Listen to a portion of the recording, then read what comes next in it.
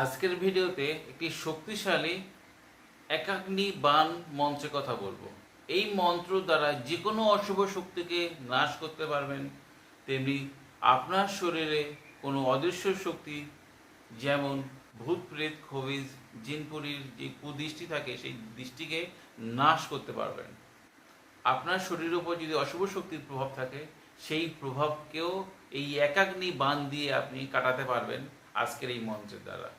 এটা এতটাই শক্তিশালী মন্ত্র, আপনি না ক্রিয়া করলে বুঝতে পারবেন না এর গুণাগুণ কতখানি।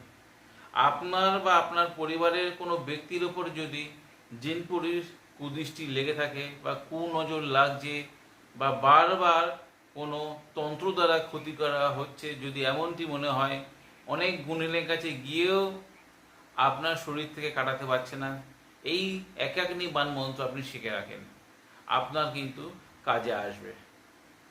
আপনি যদি তান্ত্রিক গুণিনের কাজ শিখছেন বা করছেন, তাহলে এই শক্তিশালী একাগ্নি বাণ মন্ত্র শিখে রাখেন, আপনার সব সময় কাজে আসতে পারে।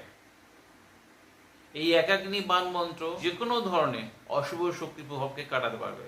দীর্ঘদিন ধরে আপনার বাড়ির মধ্যে কোনো ব্যক্তির উপর যদি জিন বা খবিজ ধরেছে, কেউ কাটাতে পারছে না, অনেক সময় সেই ব্যক্তি আপন মনে বকে, যখন গুণিন আসে তখন ঠিক কথা বলে, আবার গুণিন চলে গেলে আবার যেমন কি তেমন, আপনাদের সঙ্গে ভালো ব্যবহার করে না, তার শরীরে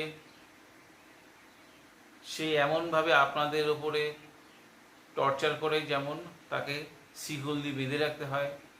এমন যদি অপদেবতা বা অপশক্তি থাকে, তাহলে এই একাগ্নি বাণ মন্ত্র প্রয়োগ করুন। মন্ত্র প্রয়োগ করতে হলে আপনারা যে কোনো শুভ দিন দেখে মুখস্থ করলে কাজ হবে। ভিডিও দেওয়া মন্ত্রটা আপনারা 7বার পাঠ করে 7বার সেই রোগীর শরীরে এবং এছাড়া পুকুরের আঘাট থেকে কচু পাতায় করে জল নিয়ে আসে, 7বার মন্ত্র পাঠ করে 7বার ফুঁক দিয়ে সেই জল রুগীকে স্নান করাতে হবে 3 দিন। সেই রুগী দেখবেন সুস্থ হবে। আগেই যেমন আপনাদের সঙ্গে অসভ্যতা বা কুআচরণ করতো, সেই ব্যক্তি কিন্তু মানসিক দিক দিয়ে সুস্থ হবে। আমি মন্ত্রটি ভিডিও শেষে দিয়ে দেবো, দেখে নেবেন। আপনাদের এই ভিডিও কেমন লাগলো অবশ্যই কমেন্টে লিখবেন। আপনাদের যদি ভিডিও দেখার উপকারে আসে, আপনাদের বন্ধু বান্ধব বা সোশ্যাল মিডিয়ায় শেয়ার দিতে ভুলবেন না। আজ বন্ধুরা এই পর্যন্ত, দেখাবো আগামী পর্বে। ততক্ষণ সবাই সুস্থ থাকুন, ভালো থাকুন। জয় মা তারা, জয় মা কামাখ্যা, জয় গুরু বামদেব। নমস্কার বন্ধুরা।